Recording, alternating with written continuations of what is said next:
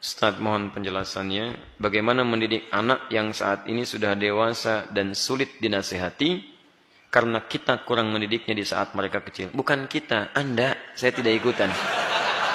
Ya, saya sudah punya istri, punya anak. Mungkin Anda yang tidak tepat. Apakah kalau anak-anak kita, anak Anda sudah menikah, juga masih mempunyai tanggung jawab untuk mendidiknya? Dua pertanyaan. Pertama, ada orang tua yang merasa sulit untuk mendidik anak, memberikan nasihat saat dia dewasa. Coba istighfar dulu. Mungkin selama ini Anda yang kurang perhatian kepada anak. Kesulitan nasihat yang diterima oleh anak terkadang bukan karena anak itu tidak mau mendengar nasihat orang tuanya, tapi seringkali diakibatkan karena orang tua tidak memiliki perhatian yang cukup kepada anak sebelumnya. Perhatikanlah bagaimana Nabi Ibrahim, seorang nabi, seorang rasul, seorang ayah yang dengan segala kesibukannya itu masih memberikan waktu yang luang untuk bermain, mengamati dan hadir dalam keadaan dan permainan anak-anaknya. Sehingga apa yang terjadi, walaupun tinggal beliau di Palestina, anaknya berada di Mekah, itu masih tetap bisa mengontrol, Pak. Beliau melihat bagaimana lingkungannya, perkembangannya, mainnya, tentang asiknya, tentang kisahnya. Sehingga ketika orang tua hadir dalam dunia anak, anak tidak merasa kehilangan dengannya. Itu yang dimaksudkan di Quran surah ke-31 ayat 13 sampai ayat 19 itu. Ada 4 pendidikan dini yang harus ditanamkan pada anak sejak awal. Sehingga anak itu akan mudah nanti mendekat kepada Allah, dekat dengan orang tua, dan bergaul balik dengan lingkungannya. Ayat 13-nya pengajaran tentang tauhid. Ayat 14 sampai 15 mengajarkan tentang bagaimana pendekatan anak dengan kedua orang tuanya. Ayat selanjutnya mengajarkan tentang bagaimana pendidikan salat ditanamkan sejak dini. Dan yang keempat tentang akhlak supaya dia dekat dengan lingkungannya.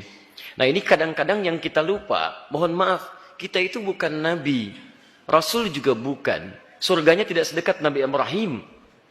Maaf, gelar kita bukan Khalilullah, bukan Abul Anbiya. Sesibuk apa sih? Kadang-kadang pekerjaan berangkat gelap, pulang gelap, anak tidak bisa terlihat dengan baik. Ini barangkali yang menyebabkan anak-anak kadang ingin mencari perhatian. Bukan karena nakal, tapi mungkin karena orang tuanya tidak hadir dalam dunianya. Yang jadi persoalan. Saya mohon Bapak Ibu sekalian, kita sudah punya pengalaman yang sama. Ya, setiap Anda pulang ke rumah, anak kan tidak akan menyebut dengan profesi Anda. Anda jadi direktur di kantor, tapi di rumah anak Anda itu mengharapkan ayah, bukan direktur. Pernah Anda pulang disambut oleh anak, Pak Direktur, Masya Allah, hebat kalau begitu Anda. Saya selama ini pulang ke rumah, anak kami masih kecil-kecil. Sejak dia usia 3 tahun, anak yang pertama, itu menanti depan rumah. Gak pernah saya pulang sampai ke rumah dibuka, sampai hari ini dengan adiknya. Kalau menyambut kami, datang dia berdua, tidak pernah memanggil sampai hari ini. Ustadz, tidak. Ternyata mereka menunggu ayahnya gitu. Satu kejadian, karena tahu saya sering kali pulang malam, dia siangnya tidur.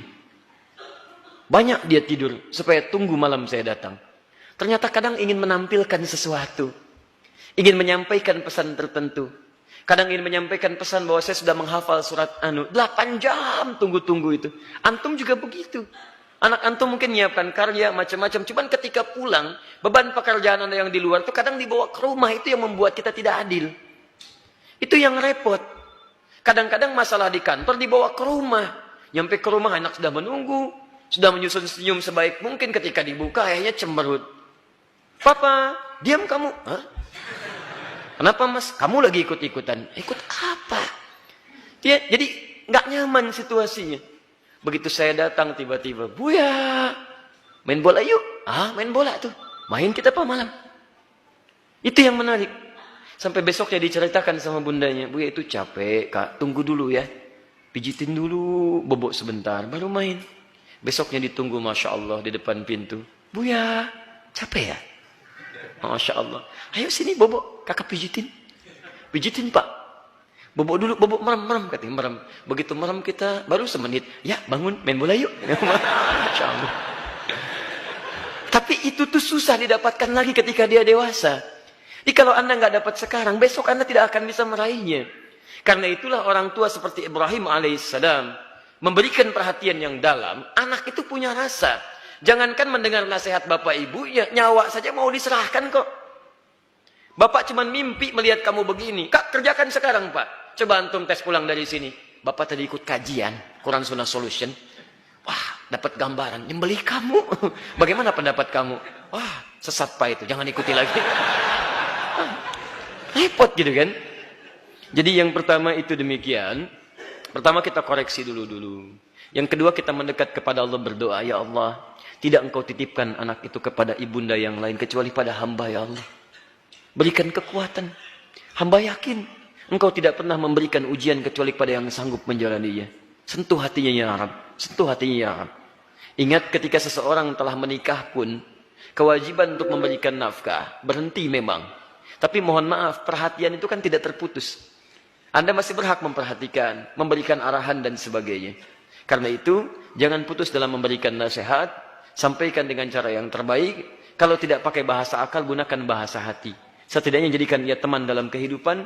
Insya Allah dengan kalimat yang menyentuh, lama-lama dia akan tersadar. Jadi buka dengan doa, setelah itu ajak untuk berbicara dengan bahasa hati. Nah, Mama bersyukur, kamu sekarang sudah tumbuh dewasa, cukup pintar, teman kamu banyak. Dulu saat kamu dikandung, masuklah ke situ. Besar harapan Mama terhadap kamu. Tiap malam Mama bermohon kepada Allah mengalirkan air mata. Supaya kita itu bisa sama-sama. Sama-sama duduk, sama-sama tersenyum. Kita bisa bahagia. Saat kamu berada dalam sekian bulan, harapan itu semakin tinggi. Ayah menambah peluk keringatnya supaya kamu bahagia. Kami berdoa supaya kamu tidak seperti kami. Makannya mungkin terbatas dan sebagainya. Pelan-pelan. Sampai sudah masuk ke dalam jiwanya, baru antum sampaikan nasihat-nasihat kebaikan. Insya Allah pelan-pelan di situ akan hadir kebaikan-kebaikan. Demi Allah saya katakan, sepanjang menjadi orang tua, akan ada satu chemistry yang terbangun antara dua hati, yang satu sama lain akan saling tersentuh di situ. Semoga Allah memberikan kekuatan insya Allah.